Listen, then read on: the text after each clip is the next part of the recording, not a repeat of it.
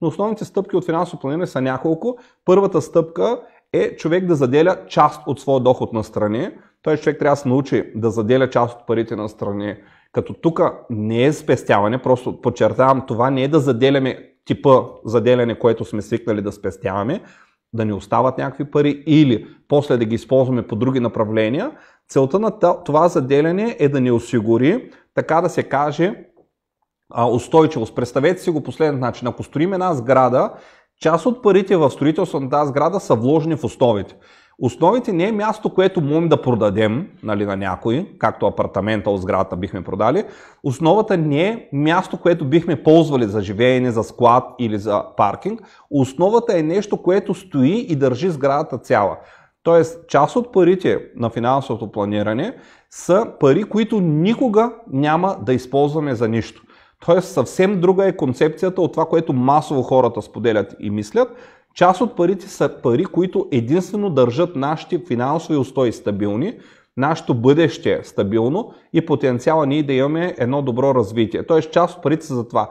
Те са така наречените пари, които дългосрочно заделяме, дългосрочно спестяване и заделяне, което няма роля да се натрупа или да ги ползваме под някаква форма.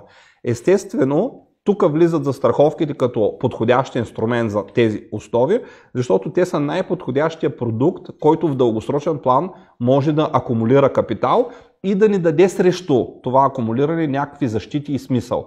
Защото вие ако заделяте тези пари просто в едно чекмедже, нямате никакъв ефект от самите пари. Да, има ефект от към финансово планиране, защото спазвате принципите на финансово планиране и те непременно ще ви доведат до правилните резултати, но няма полза от заделянето.